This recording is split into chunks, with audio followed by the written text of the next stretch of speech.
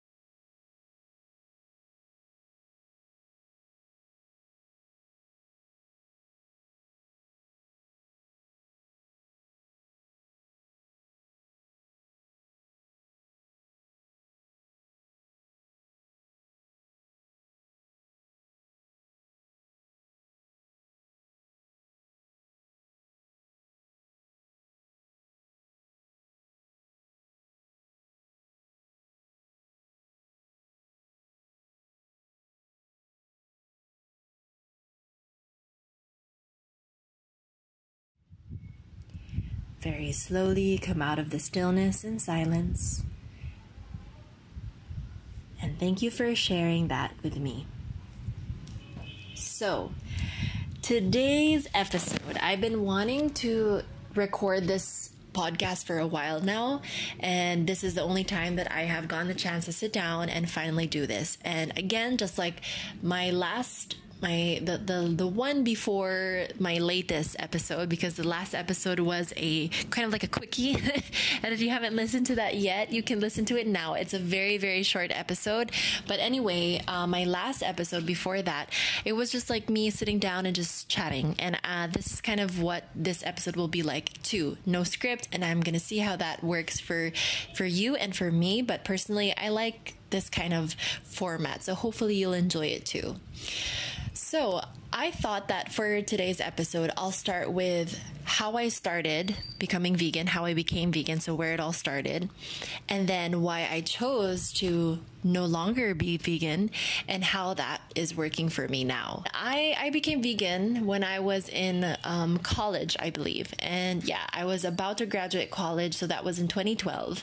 And technically, I wasn't vegan yet, but that was when I changed my diet for ethical reasons.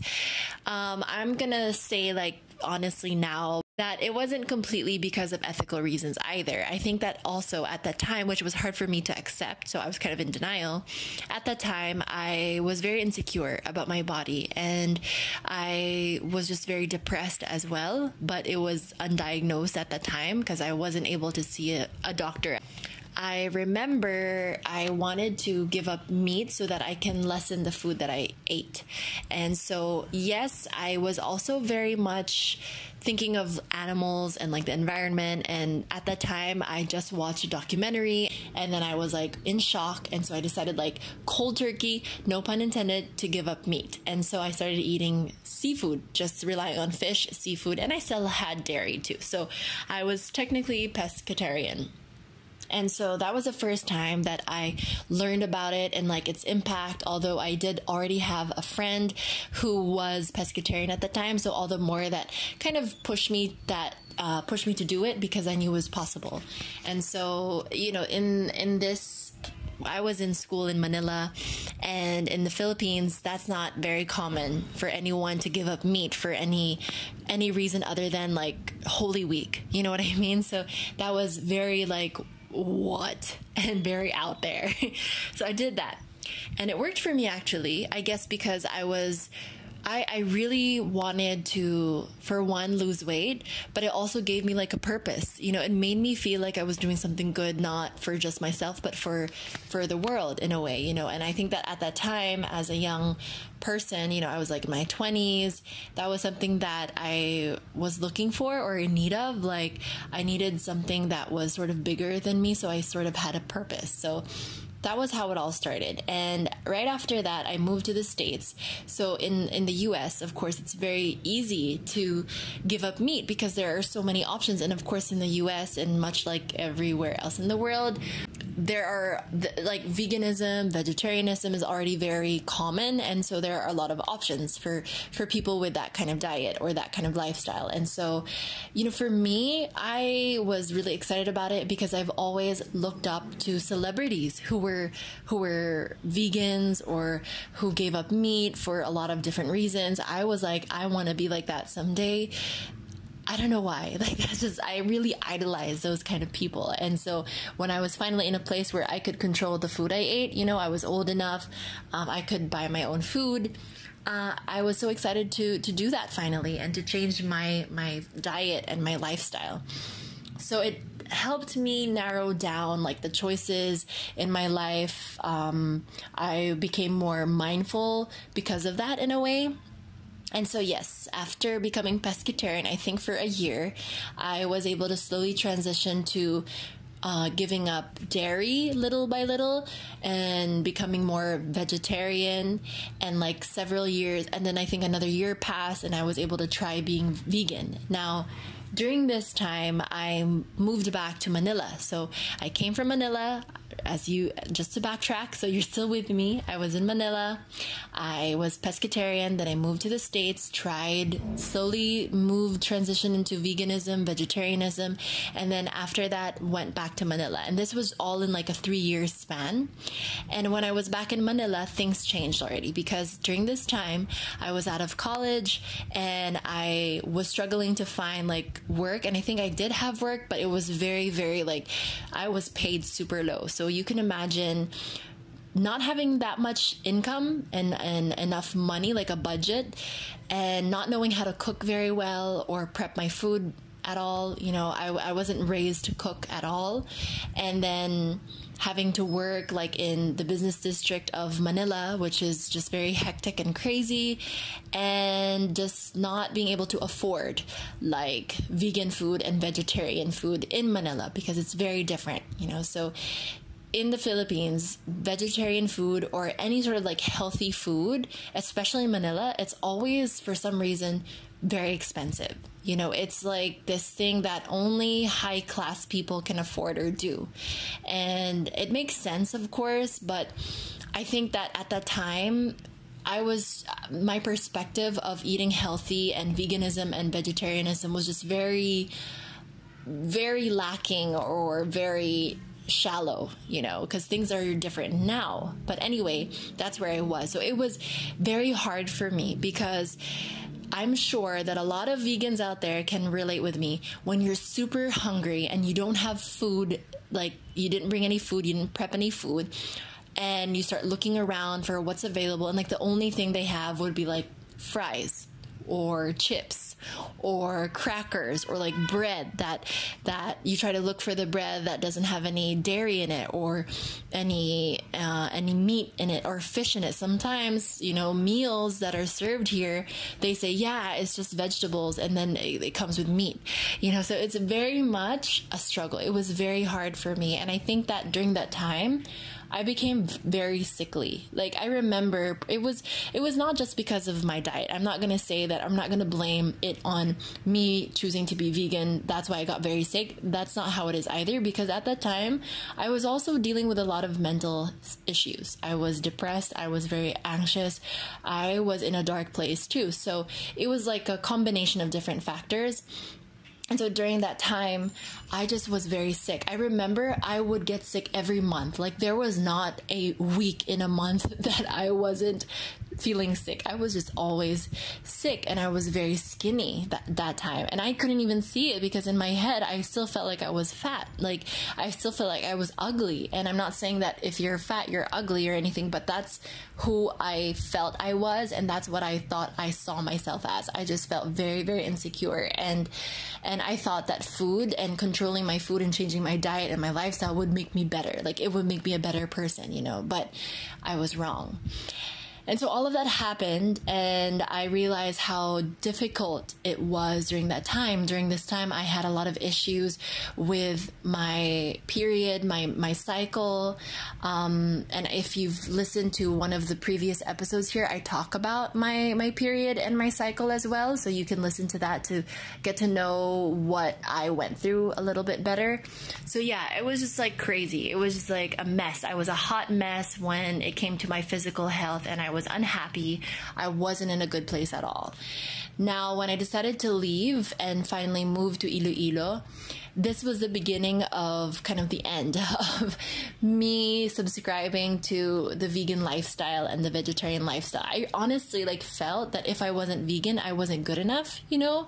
And I guess that came with me being a yoga teacher as well. Like I really believe as a yoga teacher, I should not eat meat and I should be vegan because it's for everything, for everyone. It's for the world, you know? But in reality, my lifestyle wasn't fitting that whole image. So I struggled and it made me unhappy instead of bringing me freedom and joy and all of the good vibes that I should be getting from that choice of lifestyle. So when I moved back to Iloilo, of course, Iloilo is known for its seafood. We have really, really good seafood. So in my head, I decided to just lessen the stress on food and diet, and I decided to go back to eating fish and seafood and dairy. And so when I did that, I was fine. I was pretty fine. I was pretty happy because I really enjoyed the food here, and I really enjoyed dairy and seafood and all that stuff. But of course, there were still some problems and issues I had with my health, especially with my period and just my how I felt overall. I wasn't 100% yet. And then after a year, I decided to try working out more. I went into CrossFit. Now, before I get into that, just to be clear, I'm not saying that CrossFit made me not become vegan, because that's also not the case. So just a heads up, because you might think of that immediately. So anyway, I changed my workout routine. I was not only just doing yoga, I was also doing CrossFit now. And CrossFit was something that I started to do every day until now. It's something that I do almost every day, probably 4 to 5 times a week, sometimes more. And so my physical activity just went up. Not only that, but before I went into CrossFit, as you guys know, I opened my own yoga studio. And so that meant that I was teaching a lot of classes every day, nonstop sometimes. And so, with the amount of classes I taught and the workouts that I was doing, of course, I needed more. So I remember it wasn't me craving for meat or whatever, but I remember just my body and my mind considering it already, because I just felt like something was lacking. And I think that for me, because I'm someone, like I mentioned earlier, who wasn't raised to cook. I didn't know how to cook. I wasn't taught how to cook. And no tea, no shade or anything. That's perfectly fine if you're someone who doesn't know how to cook either. But it's just me. It's my weakness. I just don't know how to prep food and cook. And I've tried and failed many, many, many, many times. I tell you, it's just a waste of time for me. And so I'm just not good at cooking. So I feel like if you want to pursue that diet or that lifestyle, better just call it a lifestyle, it's easier if you know how to prep and make your own food, and if you're really smart in the kitchen. I feel like that would make so much more sense, because I have friends who have transitioned to being vegan and who have sworn that they would never do that, but because they're so good in the kitchen, they cook really well, they love preparing food and everything, it has become easier for them, you know. And it also depends on like your budget. If you have money and you have the budget to buy pre-cooked, pre-prepared vegan meals and groceries that are all like really healthy and organic and all that stuff, then it becomes easier too. But for someone like me who doesn't have the budget for that, who doesn't have the time for that, or the patience for that, or the skill to cook or prep my food, it's very, very, very hard. So after that, like after thinking about it, and like, you know, just considering it, I finally decided to give it a try. And so I tried chicken for the first time in so many years. Like this was already 2019, I think. And I went meat free in 2012 or 2011, somewhere there, I think. So you can imagine that was like 8 years, almost a decade of not having meat. And then suddenly one day, well, not suddenly one day, but, you know, after considering it for a while, I finally decided to try. And it was an adjustment period for me, because I definitely was not happy about like the thought of a chicken and then me eating that. Like I did not like that at all. I was very like grossed out at first. Like that's the truth. I was very much grossed out. But then I gave it time. I was still eating fish and seafood, so that, you know, I still had that. Slowly I started to warm up to it, and now honestly I definitely feel a difference in my body and in my health. For one, I have put on weight, and I think that's because of the meat. You know, of course, when you give up meat, you do lose muscle, you do lose weight. But I'm not saying that that's for everyone, because there is a way to not let that happen also. But from what I've seen and from my experience, you do kind of lose weight a little bit, you know, because of giving up meat. And so that was my experience. That's what happened to me. And so when I started eating meat again, I started gaining muscle again, and also fat, you know, because I was eating more. When I was still pescatarian, the amount of food I would eat in a day was definitely a lot. And then when I continued doing that with meat, chicken meat already, of course I packed on weight quicker, like really fast, and I noticed that. And so now I'm in this stage where I'm lessening my food intake a little bit just to keep it balanced. And so I've noticed a change as well, because of course, you know, back then, because I was always hungry because I didn't have like chicken meat or any sort of meat except for fish, I was always like hungry after a few hours, an hour or two. And I'm sure that if you're vegan, vegetarian, pescatarian, you get that feeling. We're always hungry. And so, of course, that made me eat more. And even if I ate more, I wasn't gaining that much weight, you know? So now that I have meat, if I ate the same amount, I would definitely gain more weight faster. So that's one other thing that I've noticed. However, I feel like I have more energy now. I feel like I'm less stressed about food. Like, I swear, that's the number one thing. Like, whenever you're pescatarian or vegan, or you have like restrictions, you always stress out about what you're going to eat, where you're going to buy your food. And if you're like pressed for time and you're living in the Philippines that barely has options for vegans, it's very hard. It's very, very stressful. So that was another thing that was like, that I checked off of my list of things that stressed me out, was like food. And so I no longer stressed over my food anymore. I was pretty like happy and at peace with eating now. I noticed that I had more strength, and I just felt healthier. You know, I wasn't getting as sick as I used to anymore. And that could be, again, multiple factors. I'm not going to say that it's only because I started eating meat. It could be because, you know, living in the province now compared to living in a big city is very different now. I feel more at peace because I'm living with family. Unlike when I was in Manila, I wasn't really with family. I was almost like alone. So that's another factor. And, you know, honestly, the choice, the decision of starting to eat meat came, I think it was very organic to me. You know, it wasn't like anyone pressured me. It wasn't like because I was doing CrossFit, because I could have continued eating fish and been happy with that, or be vegan and be happy with that. But because like I noticed that choosing to give up meat and choosing a vegan diet or a vegetarian diet or a pescatarian diet wasn't healthy for me and my lifestyle and who I am as a person, I think that I definitely made a good decision because of that. And where I am now, I don't like to label anymore. Like, I feel that it's just so wrong to call yourself or to label yourself as I am vegan or vegetarian or pescatarian. That's for me, okay? I'm okay with people choosing that path as well. I respect and honor their decisions and everything. And if you're someone listening right now who is pescatarian, vegan, vegetarian, I respect you and your choices completely. But for me, I find that it's just not healthy mentally and physically for me to do that, because I think that what's more important is that you're eating well.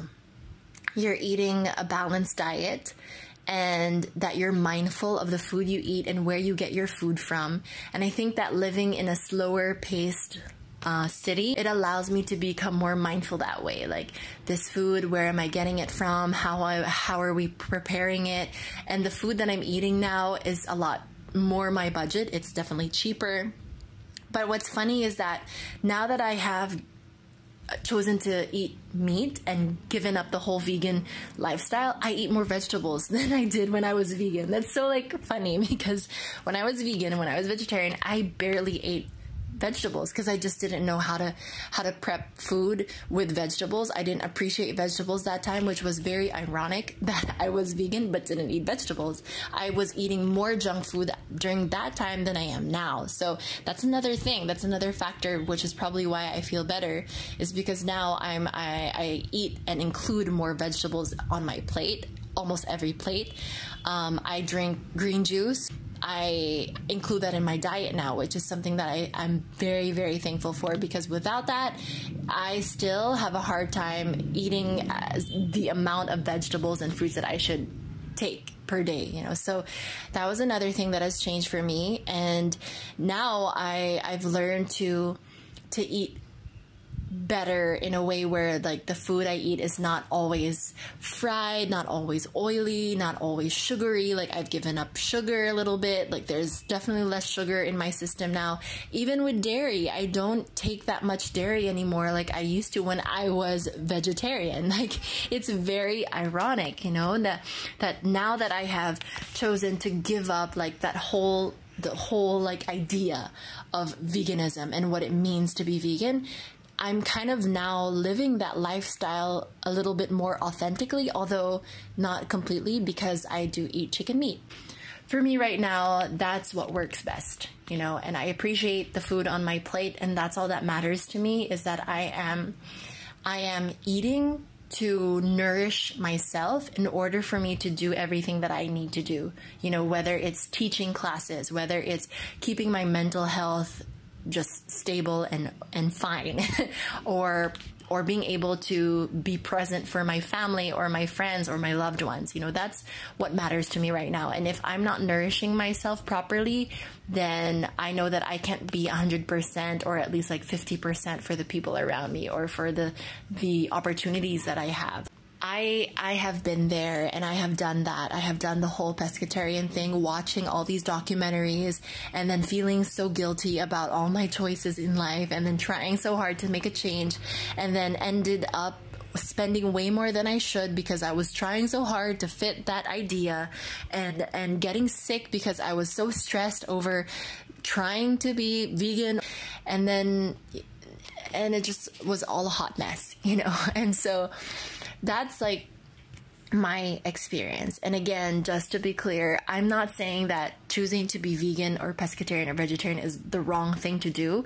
I think that people can explore. They can explore and see for themselves and experience it for themselves to see what they actually like. And I feel like people always like to debate, kind of put vegans against meat eaters all the time, but it doesn't have to be that way. As long as you're aware of your choices and that you're happy with your choice and that you're not doing that much harm, or you're aware of the harm that it is causing. Honor where you are right now, and you can continue on that journey, but it's important that we also see different perspectives on it and we respect those perspectives as well. And who knows, maybe a year later things could change again, and that's okay with me. You know, whatever works for me and my body in that particular moment, I will honor. What's important is that we be mindful of our choices, of our food, and of ourselves. So thank you again for listening. Thank you so much for your time, guys. If you enjoyed this episode, it would mean a lot to me if you could share it with your friends. You can share it on Facebook, on Instagram, and then follow me online once again at Ilongga Yogi. Thank you and have a wonderful day. Stay safe. I'll talk to you on the next one. Bye.